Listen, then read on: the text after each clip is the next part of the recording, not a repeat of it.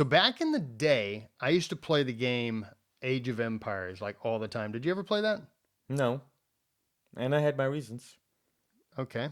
Anyways, it was freaking hard. I couldn't get very far, but I was always the Vikings, and I was always plundering and pillaging. It was actually pretty. See, this is the reason why I don't play games like that, because they stigmatize people, they stereotype cultures. Yeah, no. Let me ask you a question. What? What the hell's wrong with you? You know, I'm tired of people asking me that question. My parents, my boss, my friends, guidance counselor, the priest before he threw me out of his house. The what? A priest kicked you out of his house? You know, can we do the show? You brought it up, but we're getting back to that. Absolutely. I'm sure you'll forget.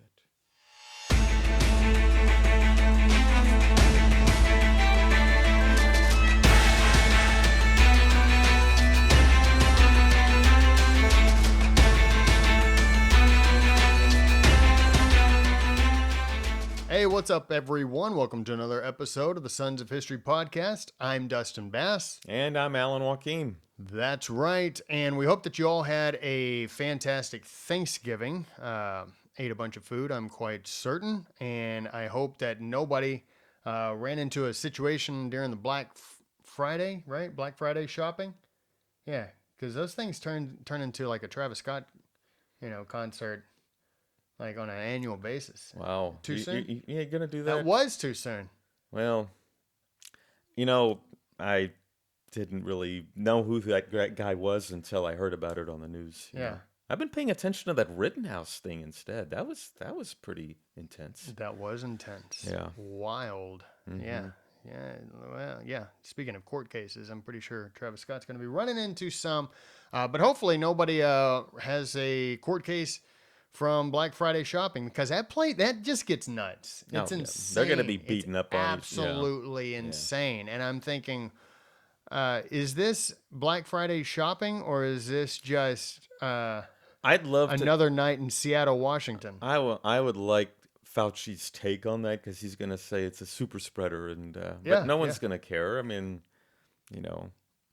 maybe if they have their masks on as they're beating the hell out of each other for that 60-inch TV, maybe. Yeah, exactly. Or the 16-inch screen TV or something. Like people will just go nuts over anything as long as it's close to. It's not even free. Listen, it's not like they got like high percentages off of those things. Based on the videos I've been seeing in the news, they've been doing it long before Black Friday anyway. You see them like walking San Francisco, Seattle, walking out with the TVs. How much was this? That is $900. I'll take it for free. There's like a Nothing limit. you can do about it. There's like a limit. It's like $962 or something like that. Yeah, if you steal just below it, they're not going to even bother. It's absolute chaos. Anyway, speaking of chaos, this is our show. Well, if you haven't yet, be sure to subscribe to our YouTube channel.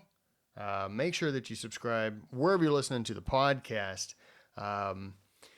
Speaking of the podcast, we've extended the podcast by 1 week. You know who's going to be with us? No, tell me. The Babylon Bee. The Babylon Bee. They're coming. Is gonna be coming. Oh wow. Yeah. Okay. Are So you you're joking? welcome. Is this satire? Is this satirical? Yeah. Are you joking here, or? All I'm saying is like the chaos is just going to ensue at a whole nother level. Yeah. So yeah, it's gonna be great. They've got a new book coming out, or that's already out. The Babylon Bee Guide to Wokeness.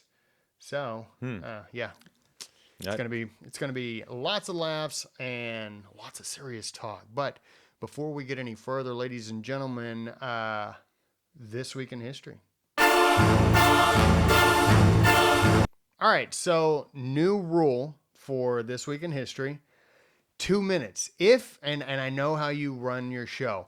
If you go over 2 minutes, I'm gonna stop you. And if you don't stop, I'm gonna freaking take the side of my hand and smash it into your trachea. Is this gonna be like the Oscars where they start playing music? You gonna start playing music? Yeah. Okay. No, I'm gonna start going right into. Hey, easy. These are my $10. All right. You got 2 minutes. Are you ready? Yeah. Are you gonna put it? Here we go. Put the timer so I can see it. All right, 2 minutes, and it starts now.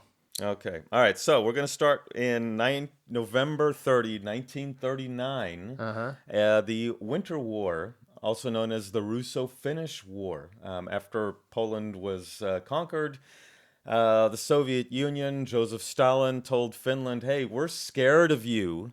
We want you to back up a bit, get away from Leningrad. So they were telling Finland, back off a bit, give us some of your land, because, Finland is so tiny. And Mm-hmm. but the Finns are like, go yourself. Right. So November 30, the Soviets bombed Helsinki. They bombed some other Finnish cities, and they invaded.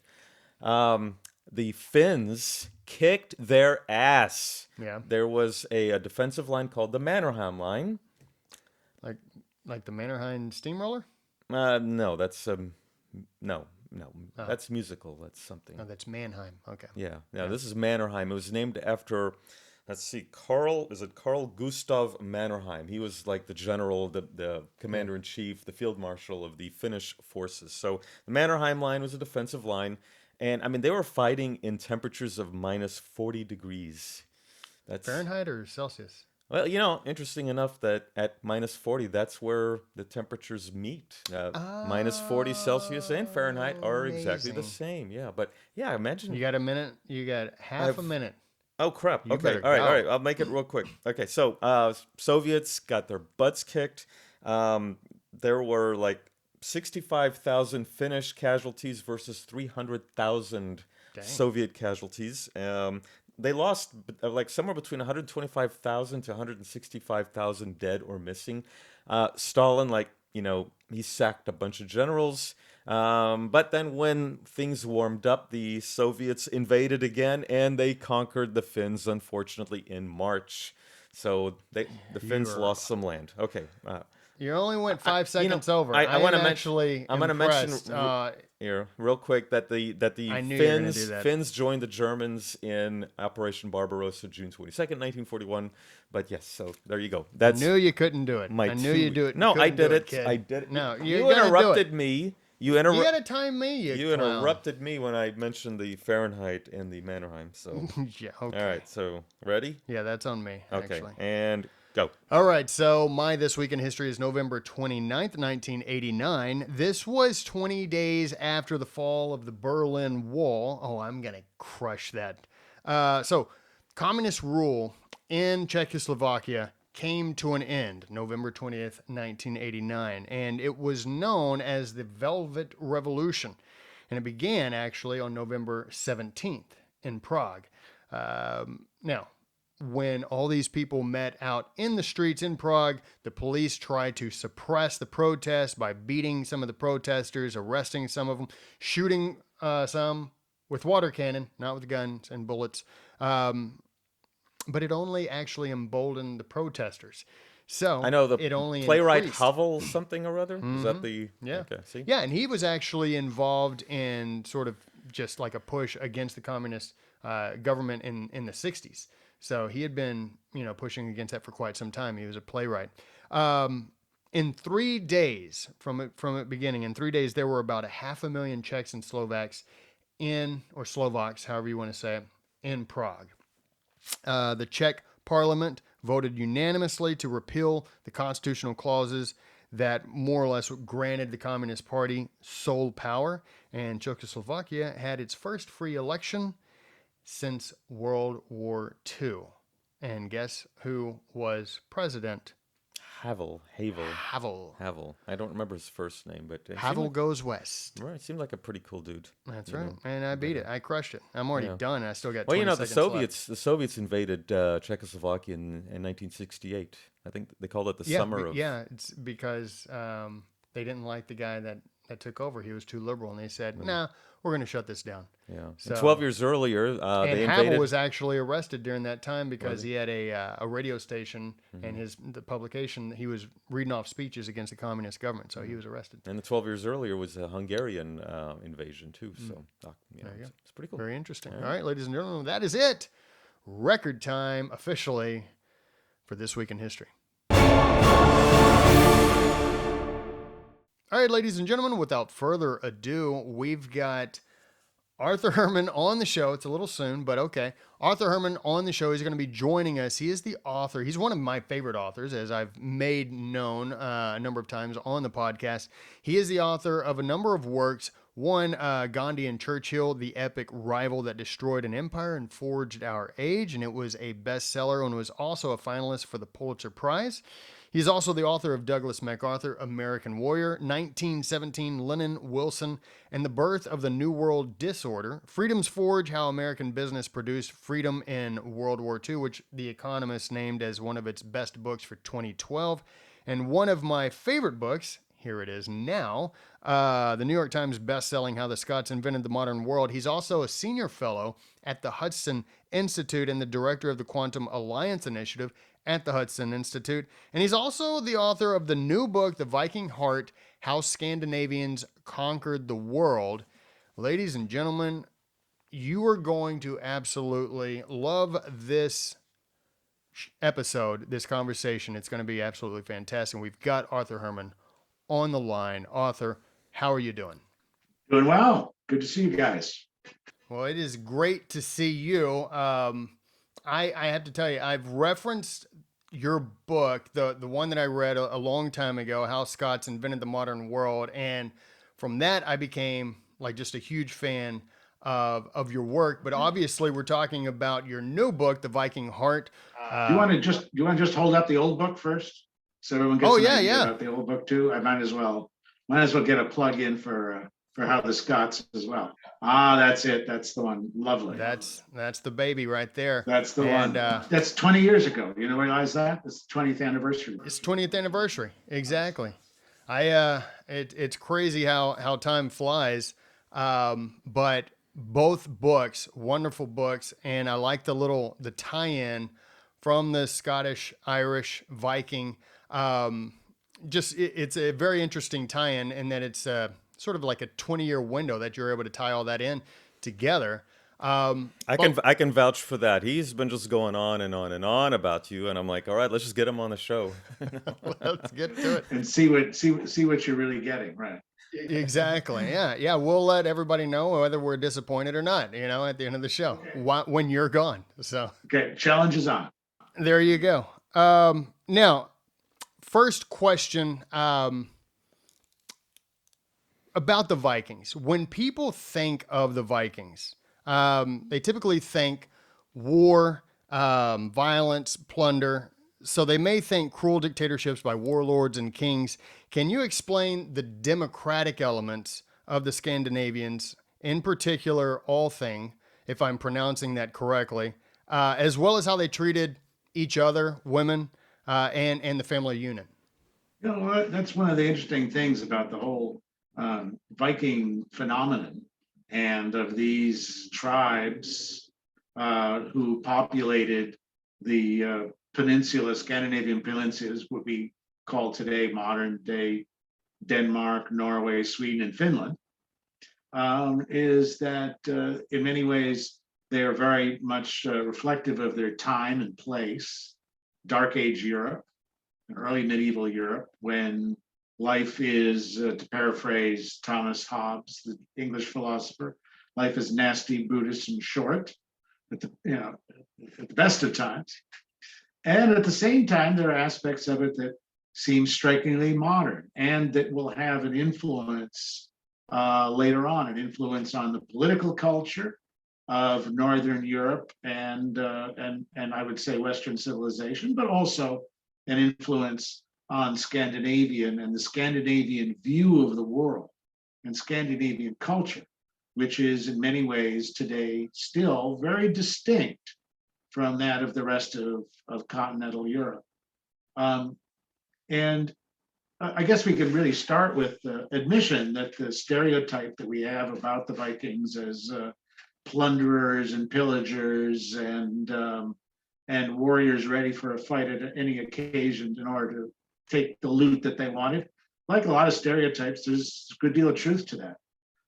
They were a scary force in Europe for over 200 years, really from, usually we date the Viking Age from, the classic Viking Age from about 793 when Danish, or they could have been Norwegian, Viking raiders attacked the English monastery at Lindisfarne on the eastern coast of England, right down to the Battle of Hastings in 1066, when the King of Norway, who's usually designated as the last great Viking chieftain, Harald Hardrada, Harold the Ruthless, if you like, is killed at the Battle of Stamford Bridge, just before the Battle of Hastings, when William the Conqueror, who is himself of Norse descent from Normandy, overwhelms King Harold Godwinson and becomes King of England.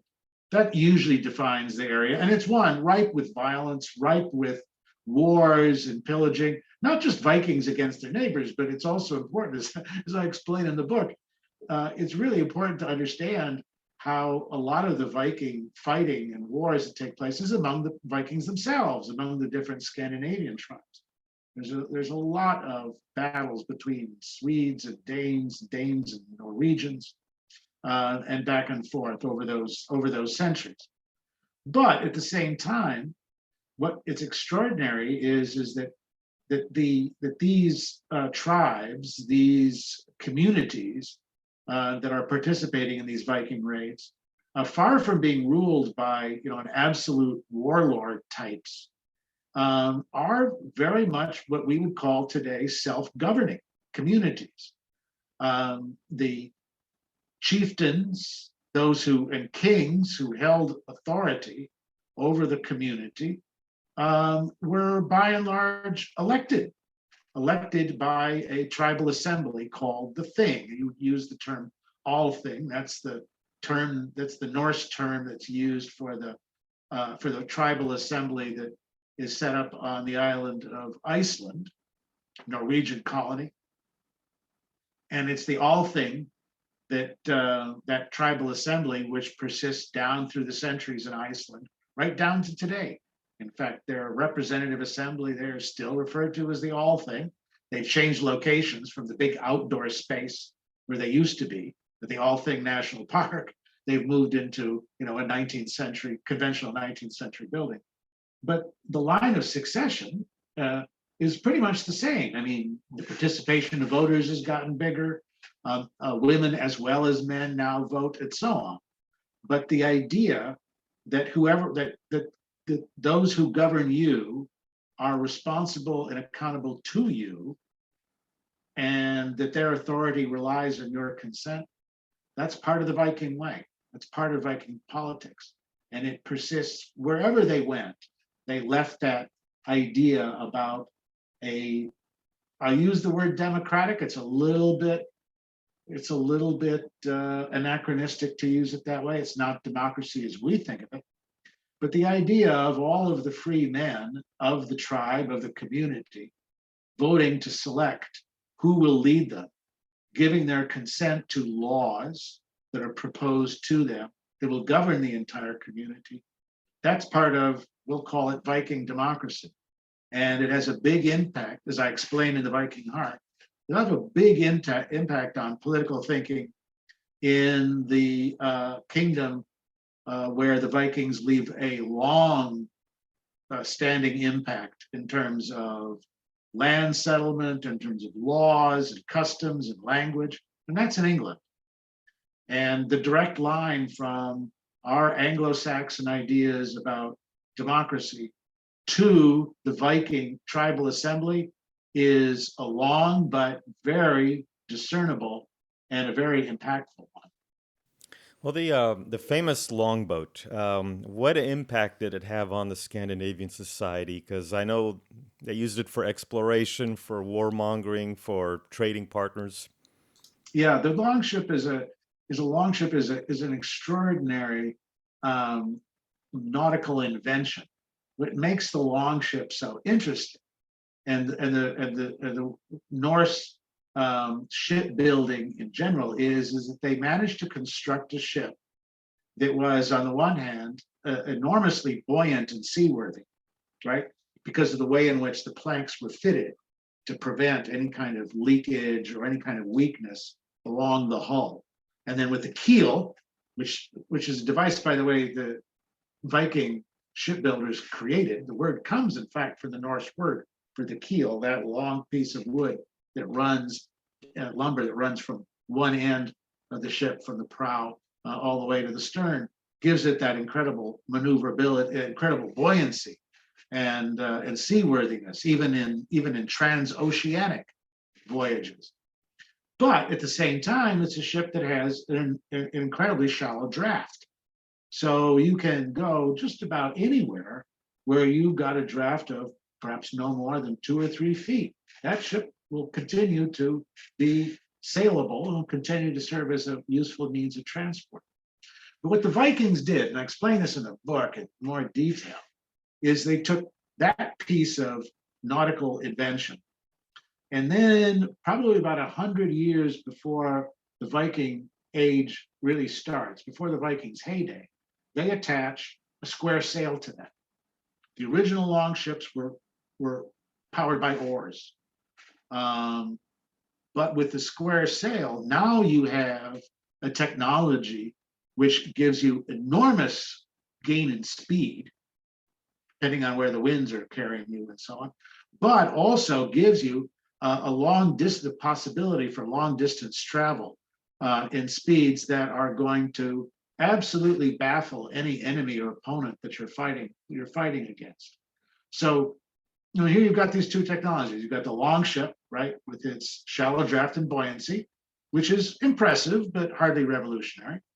Then you've got the square sail, which is not really an innovation in any intrinsic sense. I mean, other cultures and other seafaring cultures had square sails, but when you put the two together, then you've got a weapon system that gives you enormous shock and awe, that you can land, it can strike with lightning speed, go anywhere where the waters, even river courses, will carry you, because when the wind fails, you just hit the oars and you're able to move as far as the river upstream, as far as it will carry you, even to a city like Paris in the Seine River. And then to get out of there before your opponents have a chance to react and respond in any kind of meaningful military way. That's the secret to the Viking Age. The shock and awe of Viking raids all across Northern Europe and then around into the Mediterranean is really the secret to Viking success. And it's built on that nautical technology that they put together about 100 years before the great raids begin. Did that, with the way that they built their long ships, did that cut down significantly on the time it took for them to do their explorations, like cutting across, seas and different things? Yeah, it makes the sailing distances telescope amazingly as a result of that, because of your ability to use square sails and to take full advantage of the wind as part of your seafaring ventures. Whether you're engaged in raiding activities or if you're engaged in trading activities. And that's, I think, one of the other things we have to bear in mind about the Vikings. Again, the stereotype, you're thinking them as, invincible warriors, out for plunder, out for loot, taking on in battle anyone that they encounter. Well, that's only partly true. And the Vikings very soon turn out to be not just formidable warriors, but formidable business people as well, and are able to shift from being raiders to traders in a alarming amount of a short period of time. And so, as I explain in the Viking Heart, those Viking raiding patterns very soon become trading patterns that create a whole global trading network extending all the way from Eastern Europe to the capital at Constantinople, and even reaching as far east as Baghdad, all the way across Northern Europe to Ireland, eventually to Iceland and Greenland, and then finally to the shores of North America. The Vikings establish a global trading network, which really never really diminishes or goes out of fashion, and becomes the basis for the Atlantic trading system that comes in the later ages, in the 16th and then into the 17th century. One of the other things I just want to point out, gentlemen, about those Viking raids, about those longships, is the evidence that we now have that many, I won't say a lot, but many of the participants in those raids, in those expeditions and sailing ventures and trading ventures were women. It's one of the important themes of the Viking Heart, is the degree to which women in Viking society enjoyed a relative level of independence, a relative level of respect, both in the law and in custom, that really makes the Vikings stand out from the other communities of Dark Age Europe, particularly the Mediterranean societies where women are kept very much segregated from what the men folk are doing, and have really no legal rights at all. In Viking society, they do, as I explain in the book. Very limited by our standards. They don't get to vote in the tribal assembly, for example, but still, for the time, it's really extraordinary. And the evidence is really beginning to mount, including DNA evidence, that the Norse sagas that talk about these shield maidens, sort of sturdy female warriors, fighting side by side with their men, and with their fathers and sons and brothers and so on, wasn't just legend. There was a good deal of reality to those stories and accounts. The evidence is just mounting that we have a whole other dimension to understanding the Vikings, namely the important role of women in those expeditions, in Viking society, and in Scandinavian society afterwards. That really is one of the most fascinating parts of working on this book, and I think that your readers will really appreciate it as well. It's very interesting. Just reading the book, all this stuff that comes out is just stuff that I had no idea. And we're talking about how they wind up spreading, at least trade wise, but they spread across a vast portion of the globe. And something else that spreads across Scandinavia is Christianity. They move from paganism eventually to Christianity. And how much did that change the moral and political landscape? And how did Christianity come to hit Scandinavian spread? Well, Christianity comes primarily from a top-down movement.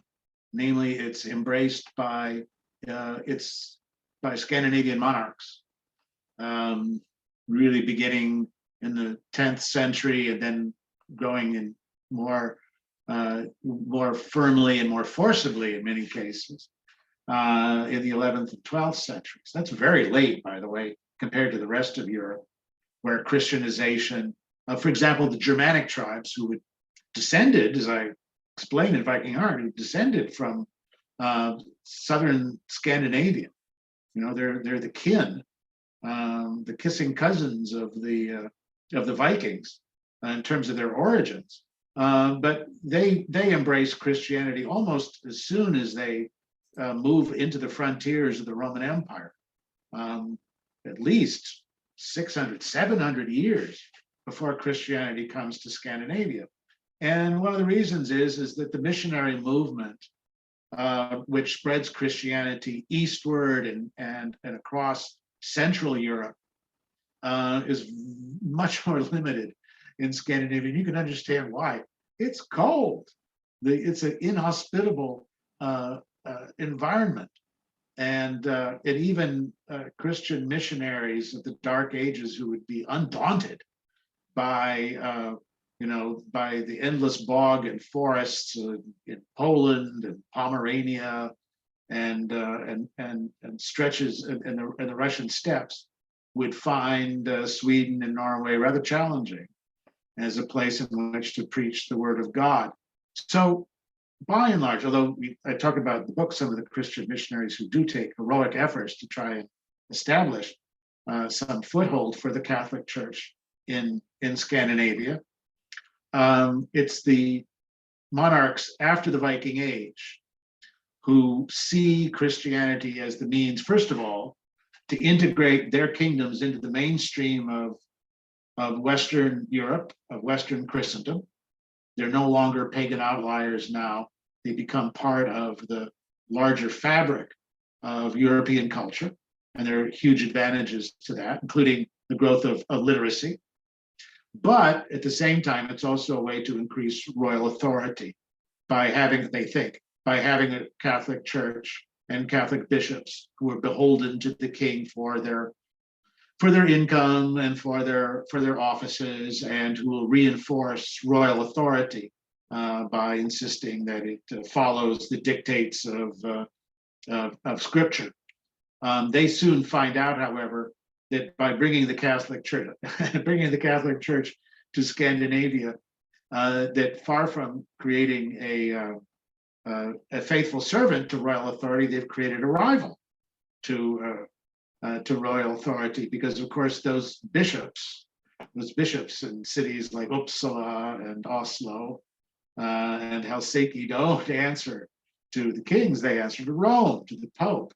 And so that poses a new set of problems and dilemmas for the Scandinavian monarchs, which they finally overcome, as I explain in the book, by embracing the Reformation instead.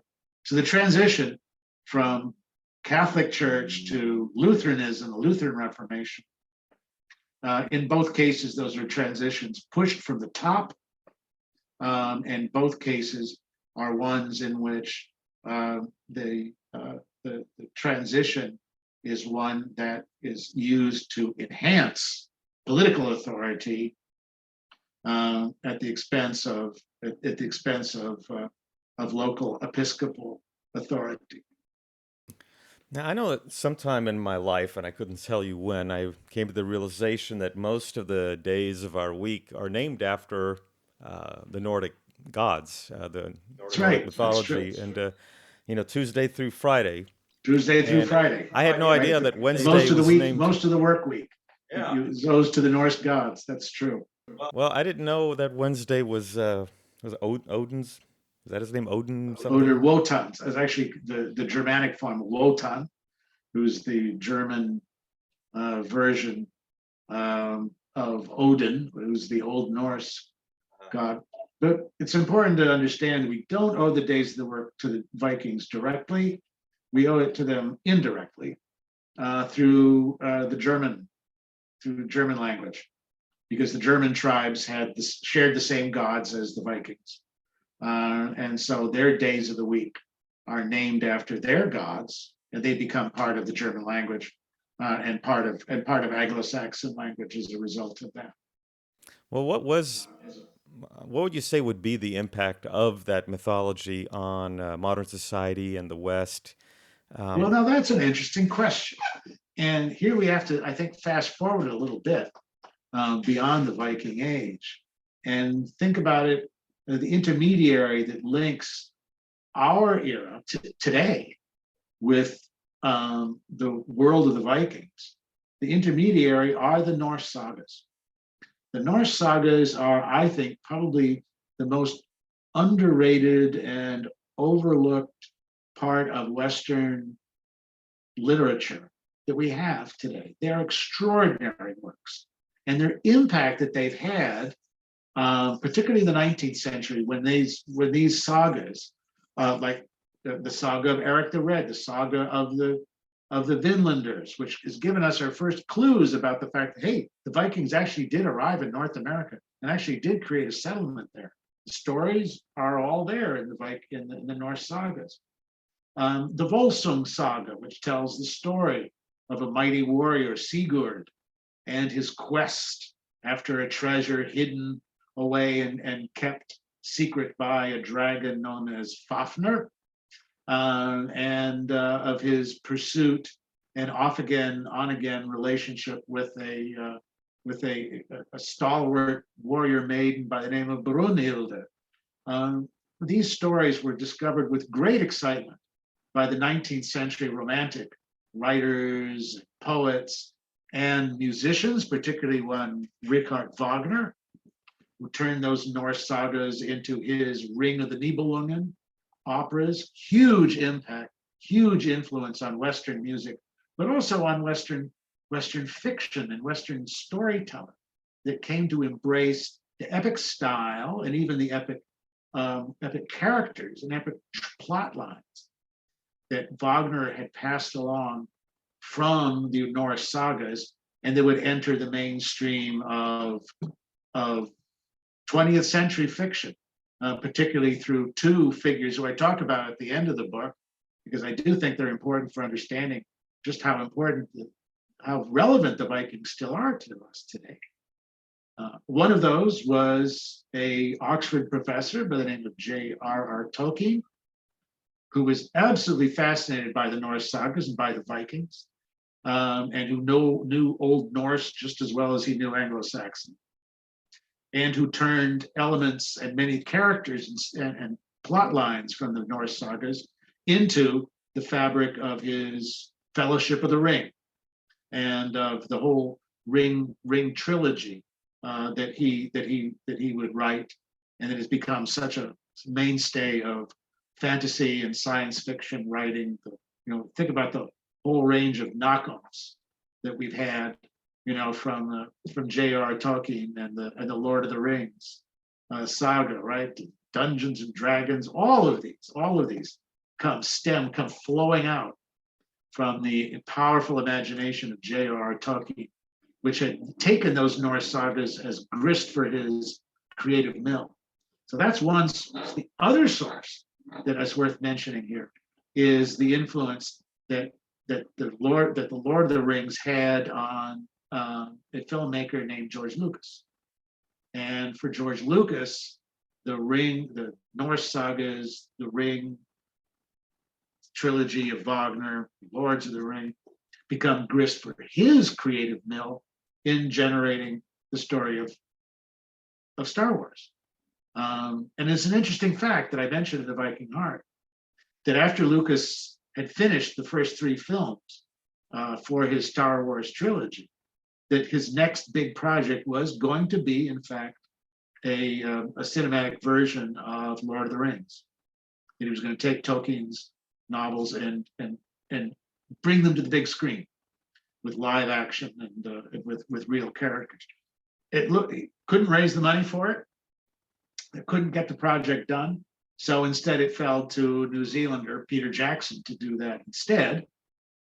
But it's through Peter Jackson's movie and through George Lucas's Star Wars that the Viking sagas still have their influence, still are out there, ringing in our ears, ringing in our imaginations to this day. It's an extraordinary story in a lot of ways, but a huge part of shaping our modern pop culture, shaping how we think about fantasy, literature, the characters there, the realm of possibilities. So much of this springs out of those original Norse sagas that were written down, 1,000 years ago, and have persisted as part of our Western and American imaginations to this day.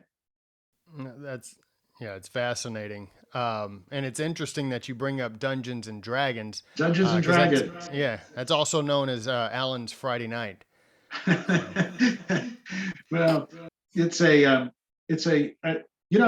I will tell you something. One of the things that I think is important to realize is the degree to which the gaming mind. There's a wonderful book, by the way, which talks about about video games, video war games, all of this fantasy world, is the degree to which this reflects that striving for a way in which to refresh reality, as J.R. Tolkien would describe it here. That the world of fairy tales, the world of fantasy, that world is a hugely important part of our culture.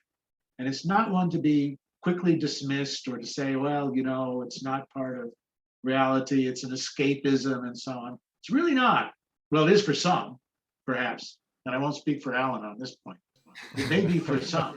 But what I will say is that it's important to realize that's a crucial dimension of our understanding of how our place in the world, of how we understand how, as individuals, we have to make our way through a world full of obstacles, full of challenges, hostile forces in many ways. And I think that's one reason why we're still so fascinated by the Vikings, because they had this powerful capacity to venture out into the unknown with this element of courage, this element of fortitude, but one that was also, part of an expression of a spirit of community. The Vikings don't fight alone. When they venture out, you got a boatload of family and kin and friends with you who are going to stand with you, who will have your back wherever you go, whatever you do. That's a great sense of confidence building, to think about what it would mean to face the world, face obstacles, knowing that you can count on your family, count on your kin, count on your friends and others, that they're going to be there for you, sharing the risks, sharing the challenges, and sharing the rewards when those rewards come forward here. And isn't that the story that's always played out in these stories? The superhero movies, the Thor series, right, of movies, what, they're up to 6 now, right? Actually taking a character from Norse mythology and giving him this big, powerful superhero status as part of the Marvel family. All of these are archetypal stories about heroic journeys, about the courage that it takes to go through life and to face up to those kinds of challenges. And the Norse sagas are really filled with the stories of ordinary people, men and women. Many of the main characters in the Norse sagas are women, after all. Again, a reflection of Viking culture in that respect, and the important role that women play in that society, who have to face those challenges and who realize it's very difficult to face those alone. That support of family and community, kin, hugely important for making our way through life. Whether you're facing COVID, whether you're facing loss of jobs, all of those kinds of things count and matter. Absolutely. And you do a great job of tying all of that in. And I think if people just like, if they walked past, a stack of your books at the bookstore and saw the Viking Heart, how Scandinavians conquered the world, and they, on the front is the longboat, they may think you're just talking about that time where the Vikings were running around for a couple of hundred years. But in fact, you're covering about 1,200 years in your book. And you do a great job of tying in the Viking heart never leaves the Scandinavian. And I want to touch on that. I want to, because we've talked a lot about the sagas and the epics, which is sort of the beginning, and we've moved a few centuries later, but there have been so many Scandinavians that have contributed to society throughout the millennium, and even here in this past century. Tell us some of the modern figures that are in your book and how they benefited the country and the world. Well, I think you raise an important point, and it's worth remembering for your listeners when they approach this book that almost half the book is about the post-Viking Age, and it's about the way in which that cultural skill set that the Vikings developed in that environment and in that era of the need, that the realization that survival is about group survival. You can't do it on your own. The community has to work together. Everybody has to make their contribution in order to survive, in order to thrive and prosper here. That is an important part. That sense of solidarity, that sense of common values, is what makes a strong and healthy community. And how that was carried over then, not just in Scandinavian society, but as I explained in the second half of that book, it comes to America. It comes to America through the emigration of Scandinavians, Norwegians, and Danes, and Swedes, and Finns, who come to America beginning in the 19th century to find new lives for themselves, to find acres, right, which stretch as far as the eye can see. Unimaginable in Sweden or Norway. This is why there's so many that, like my family, were drawn to the great Midwest. Places like Minnesota and Wisconsin and North Dakota and Iowa is because it was, farmland as far as the eye can see, potential farmland. All you needed was a plow and a horse or a cow, and you could create a new life for yourself and your family. But as time goes on, of course, as those Scandinavian Americans integrate into American society, they begin to, I think, and this is one of the arguments I make in the book, is they begin to shape American society. And in the 20th century, you really see the impact of figures like, for example, Charles Lindbergh, whose solo flight across the Atlantic, going the opposite way from the Vikings and Leif Erikson, was inevitably compared to the Viking expeditions and Viking voyages at the time. But I think there's two figures that I'll single out for our purposes here in terms of really understanding the full range of that cultural skill set that comes from that Scandinavian experience that has its roots deep in the Viking past. The first one is a Scandinavian American, and that's Norman Borlaug. Norman Borlaug, born in Iowa to the children of Norwegian immigrants who had fled Norway in the 1850s in the midst of a terrible potato famine. When we think about potato famine, we always think about Ireland, right? What we don't realize is that it had almost as devastating an impact in Scandinavia, and particularly Norway, at just about the same time, 1840s, 1850s. And thousands of Norwegians had to flee to escape starvation. Many of them, like most of them, fleeing to North America and to the United States. And that folk memory of what it is, how communities can be destroyed by not having enough to eat. The experience also of a wheat blight, which had wiped out the wheat crop in Iowa and forced a whole change in terms of the staple crop for Iowa's economy from wheat to corn, which was really a move made in desperation to avoid starvation, gave Borlaug an understanding about that if there was one great contribution he could make to the world.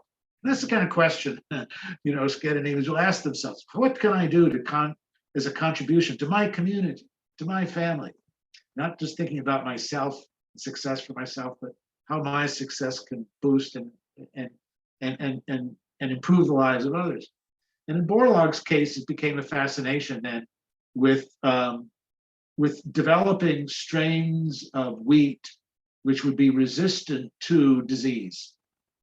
And the work that he did at the University of Minnesota, my alma mater, as a matter of fact, the work that he did in learning how to breed strains of wheat that would be resistant and that could sustain itself in a whole range of hostile environments would really transform agriculture, primarily in countries which did not have enough to eat, starting with Mexico and Latin America, but then spreading across Asia and eventually India. Norman Borlaug, as I describe him in the book, is really the father of the Green Revolution, what would make it possible for large swaths of Asia and Asian populations to feed themselves at last, to banish famine as a fact of life in places like India, for example, and China, and also in parts of Southeast Asia in the same way. Now, today, Norman Borlaug takes a lot of heat from those who say that the strains of wheat that he developed and the combination that he carried out in terms of these strains of wheat plus fertilizer and irrigation, was not very green, that it sort of destroyed the traditional social bases for agriculture in these societies. And so he takes a lot of heat for that. That it's and that all that wheat and all that corn is a bad diet. Borlaug's point was the problem that people faced when I was developing these strains of wheat wasn't a bad diet. It was no diet at all. It was no food at all. and that was the trigger of the change. So that's one. The second figure I'll mention is a Norwegian. This is not to put every emphasis on the country in which my grandparents came from at all. As you read in the book, Swedes and Danes and Finns get as much equal time as I can give them in the course of the book. But the other figure is Fridtjof Nansen, who was born in 1861, who began his first career was as an Arctic explorer. He was the first man to cross Greenland, the ice pack of Greenland, on skis in the middle of winter. An amazing feat to carry out with his team. He's really the man who inspired people like Roald Amundsen to engage in polar expeditions. And he conducted a whole series of explorations, reaching higher and higher up into it beyond the ice pack and towards the North Pole. But then, with the outbreak of World War I, which Norway was neutral, Fridtjof Nansen noticed these floods of refugees that were coming from the countries that had been disrupted by the war and by its aftermath, particularly Russia, the hundreds of thousands of refugees created by the Russian Revolution, and who decided, what can I do in order to help? And he became really the inspiration for and the creator of a whole global effort at refugee relief, of finding ways to make it possible for refugees to find homes for themselves, in which being displaced from their home countries didn't mean the end of their communities and the end of hope for them. And from that point till his death in 1930, he really becomes the key figure in a kind of global philanthropy of working tirelessly to find ways in which refugee camps are not death sentences, but becomes a means by which to sustain a new start on life and to find food and to find opportunity and not to be forgotten by the rest of the world. In fact, it's Nansen who, it said, coined the original phrase that the difficult takes some time, the impossible takes a little longer. And that really summarizes Fridtjof Nansen's life. He's one of the most extraordinary figures, I think, in world history, but in 20th century history, but someone who I think exemplifies that Viking heroism translated into a dedication of all of your skills, of all of your focus and energy and experience in order to end suffering and in order to alleviate from the suffering inspired by the great disasters that human beings tend to bring upon each other and on themselves over the centuries. Norrenson, wasn't he the one who worked with Herbert Hoover? Am I correct in recalling that? Yeah, that's correct. Nansen was very much involved in that. The Hoover's famine relief for Russia after the Russian Revolution.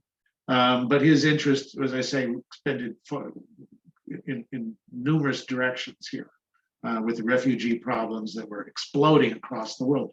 And then up until then have been basically something, a fact of life. Wars come, people have to flee, and people die. If not in battle, then they die from starvation or from exposure. And Fridtjof Nansen is the one who sort of said, that doesn't have to be. And then an institution like the League of Nations, of which he was actively engaged from the very beginning, that an institution like League of Nations has a special obligation as a global political organization to take on that humanitarian role. It's one that the UN has inherited and taken on ever since.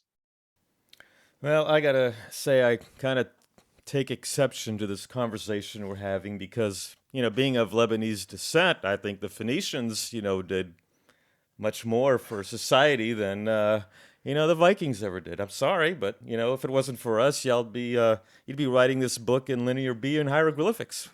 Yeah. Hey, this does not take anything away from the Phoenicians. Phoenicians are great. So what are you going to write a book on the Phoenicians then? I gotta say, and as we know, the Venetian voyages go a lot further out than used to be thought, perhaps even as far as Cornwall, and in search of tin and other mineral resources. Phoenicians are great. The problem with Phoenicians is that cultural skill set, which they had, has kind of faded out of favor today, and has kind of been overlaid by the centuries of other conquerors who absorbed their communities, absorbed their civilization, and so the trace that is left is a rather minor one, I'm sorry to say, for modern life.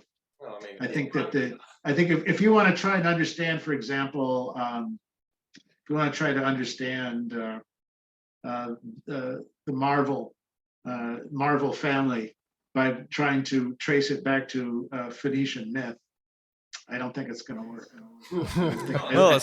I think the line of connection is severed. You know what this reminds me of? What?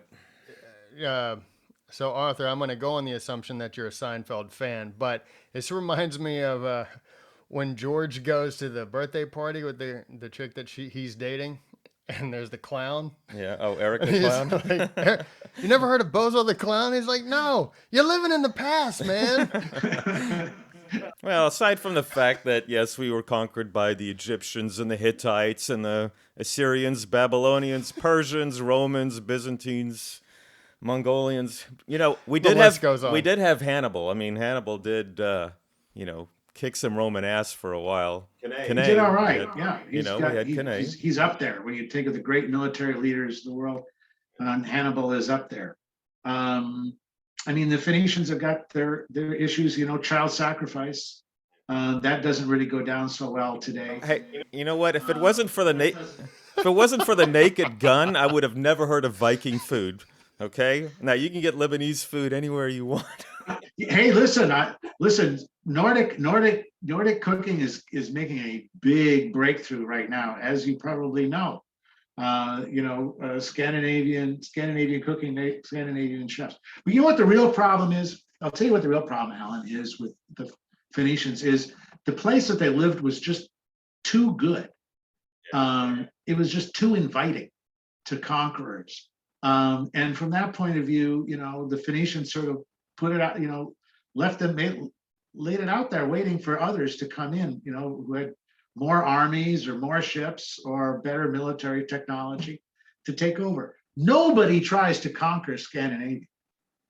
Nobody in their right mind till the 20th century, of course. I know. I know that the Norwegians lasted longer against the Germans than the French in the Low Countries, and the Finns, they, I mentioned that in the 2 week. This week in history, Yep. the Finns kicked some Soviet butt for quite several some time. months. And you bring that up in the book. Talk about that in the book. Yeah, the Finns do something really extraordinary, and that is that they have to contend both with Hitler and Stalin at the same time, and maintain their independence. Talk about a balancing act. Yeah, but it's one that they learn how to persist and maintain that independence by balancing between these two psychopathic tyrants and their war machines. And in the end, they end up kicking butt in both. 1944-45, the Germans have a terrible time when the Finns turn on them and join the Allies and drive the Germans out. It's not a pretty sight if you're a German general or a German Panzer Grenadier when that happens. Believe me. This has been fascinating. Like I said, I thoroughly enjoyed the book. The Viking Heart is just a really fun read. So much information. And what I like about how you put your books together, in particular, the Viking Heart and how the Scots invented the modern world, is you give so much information and also introduce a lot of other sources for people to go and check out, much like when you mentioned the epics and the sagas. And I think that that's something that, one, the Vikings are already a topic that people adhere to. They just love the idea of the Vikings. And so when they are introduced to these epics and sagas, I think your book is going to introduce them to sort of how it all began. And I think that's one of the benefits. I appreciate that, and I hope that that is so. That one of the things that my book will inspire is for people to say, you know what, I'm going to have to check these sagas out. I think one of the best ones to start with, by the way, is Egil's saga, which is the story of sort of your typical Viking warrior who also happens to be a poet, and who also happens to fight to get involved in a fierce rivalry with his own king, King Harald Finehair of Norway. But it's a book that really gives you a very good insight into what that world was like, what the mindset was like, for in the Viking world, and for your typical participant in the raids, but also in the communities that made up the Viking world. Let me tell you, I was originally trained as a medieval historian, and when I was working on my degree, I had to read a lot of medieval literature, including in original language. I tackled the Germanic epics in Middle High German and were Song of Roland in Old French. Hey, I used to have dreams in Old French, as a matter of fact, when I was a medieval scholar. But all of those works pale in comparison with the Viking sagas, the Norse sagas, in terms of readability and in terms of an immediate understanding of human dilemmas and human character and the clashes and conflicts that arise even within families. They're extraordinary works, and if there was anything that I could leave for your readers and your listeners after reading my book, it would be to tempt them to have a look at these great works of Western literature, and of the human imagination and creativity. Absolutely. Yeah, I totally agree. And so, ladies and gentlemen, the book is The Viking Heart, How Scandinavians Conquered the World. It's a fantastic book. You will love it. It's one that you will want to keep and have as a source, a history source about the Vikings and the Scandinavians. Arthur, thank you for writing the book, one, and thank you for joining us on the podcast. It's been an absolute pleasure. It's been an absolute pleasure for me too, gentlemen. Thanks very much. All right, man. We sort of said this off air, but fangirl, man. Like just blown away the fact that we had him on the show. Such an honor. And I had a great time talking, asking him questions and just getting all of his insight. What did you think about the conversation?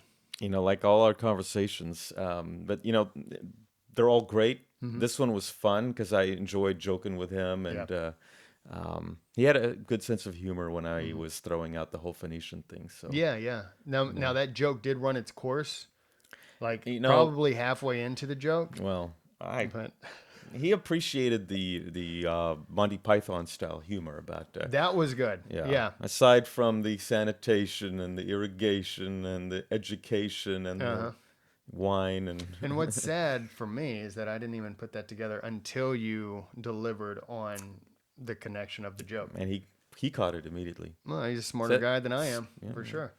See, he and I. Yeah, y'all too. Yeah. Maybe you should do a show with him. Maybe I will. Yeah. He did say that he wanted to come back and do some. So that's going to be. Yeah, it's definitely on the list. It's the whole Mr. plethora Herman, definitely of on books the list. Yeah, Dr. Herman actually, he's got a PhD. Yeah. So there's a lot of books from Johns Hopkins University, actually. Yeah. A lot of history books and classics. So good stuff. So speaking of books, look at you. Are you trying to tie in? What do you mean? You said books. I thought. Well, no, I'm just saying that he's written a lot of books, and I think a lot of subjects, MacArthur, Gandhi, and Churchill. Quite a list of things that we could talk about. Oh yeah, absolutely. Yeah. So definitely going to have him on the show again. Well, let's bring our show to an end, but before, as always, book and movie recommendation.